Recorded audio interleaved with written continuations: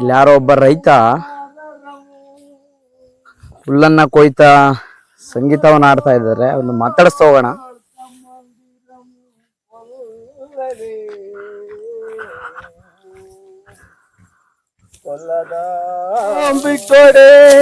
ನಮಸ್ತೆ. ಓ ನಮಸ್ತೆ ಅಣ್ಣ. ನಾನು ನಮ್ಮ ಅಣ್ಣವ್ರ ಕಟ್ಟಾಭಿಮಾನಿ, ವಿಷ್ಣುವರ್ಧನ್ ಅಂದ್ರೆ ಪ್ರಾಣ. ನಾನು 52 ವರ್ಷ ಸ್ವಾಮಿ.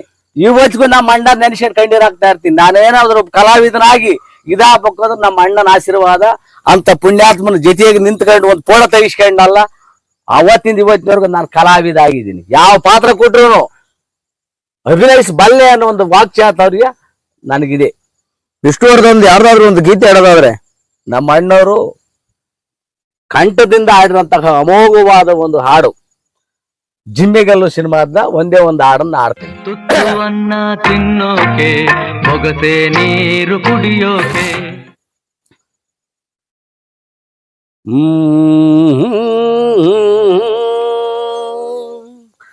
ಲಾ ಲಾ ಲಾ ಲಾ ಲಾ.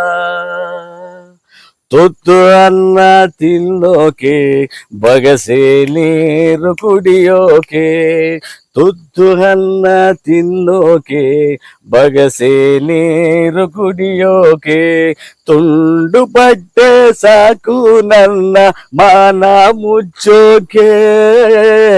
ಅಂಗೈ ಅಗಲ ಜಾಗ ಸಾಕು ಹಾಯಾಗಿರೋಕೆ.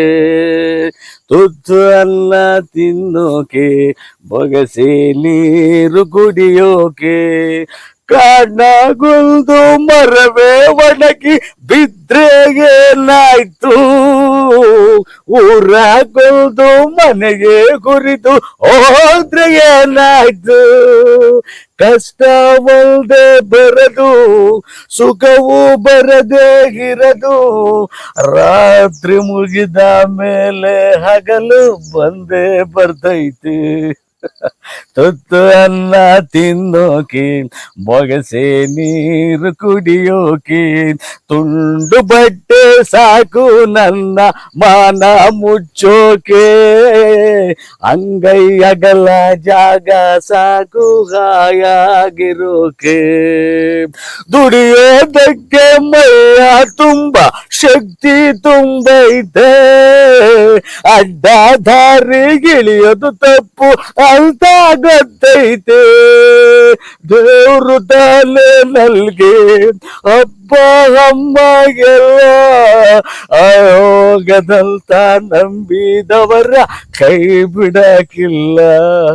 ತುತ್ತು ಅನ್ನ ತಿನ್ನೋಕೆ, ಬಗಸೆ ನೀರು ಕುಡಿಯೋಕೆ. ತುಂಡು ಬಟ್ಟೆ ಸಾಕು ನನ್ನ ಮಾನ ಮುಚ್ಚೋಕೆ. ಅಂಗೈ ಅಗಲ ಜಾಗ ಸಾಕು ಹಾಯಾಗಿರೋಕೆ. ಹಾಯಾಗಿರೋಕೆ, ಹಾಯಾಗಿರೋಕೆ. ಅದ್ಭುತವಾಗಿ ಹಾಡಾಡಿದ್ರಿ. ನೀವು ಮುಂದೆ ಈ ಕಲಾಸೇವೆ ಎಷ್ಟು ನಾಟಕಗಳನ್ನ ಆಡಿದೀರಾ, ಮತ್ತೆ ಕಾರಣೀಭೂತರು ಎಲ್ಲ ನಿಮ್ಮ ವಿಷ್ಣುವರ್ಧನ್ ಅವರ ಅಭಿನಯ ನೋಡ್ಕೊಂಡೇ ಕಲ್ತಿದ್ದ ಅನ್ಸುತ್ತೆ. ಸತ್ಯ ಸಾರ್ ಅದು. ಯಾಕೆಂದ್ರೆ ನನ್ನ ಜೀವನದಲ್ಲಿ ನಾನು ಇಷ್ಟಪಡುವಂತಹ ಮಹಾನ್ ಕಲಾವಿದ ಅಂದ್ರೆ ಡಾಕ್ಟರ್ ರಾಜ್ಕುಮಾರ್ ಅವ್ರು ಬಿಟ್ರೆ, ಅವ್ರು ದೊಡ್ಡವರವರು, ಅವ್ರನ್ನ ಬಿಟ್ರೆ ನಾನು ಇಷ್ಟಪಡುವಂತಹ ಮಹಾನ್ ನಾಯಕ ಎಲ್ಲ ರಂಗದಲ್ಲಿಯೂ ಅವರೇ ನನ್ನ ಸ್ಫೂರ್ತಿ. ಅವರಿಂದಲೇ ನಾನು ಅಭಿನಯಗಳು ಯಾವ ಟೈಪ್ ಮಾಡಬೇಕು, ಒಂದು ಟ್ರಾಜಿಡಿ ಪಾತ್ರ ಆಗಿರ್ಲಿ, ಒಂದು ಜೀವ ತುಂಬಾ ಯಾವುದೇ ಒಂದು ಪಾತ್ರನು ನಮ್ಮ ಅಣ್ಣಾರು ಒಂದು ಸಾರಿ ನಾನು ಗ್ರಾಫಿಕ್ಸ್ ಹೇಳಿದ್ರೆ ಆಟೋಮೆಟಿಕ್ ಯಾವ ಪಾತ್ರನಾಗಿರ್ಲಿ ನಾನು ಅಭಿನಯಿಸಬಲ್ಲೆ ಎಂಬ ವಾಕ್ಚಾತುರ್ಯ ನನಗೈತಿ.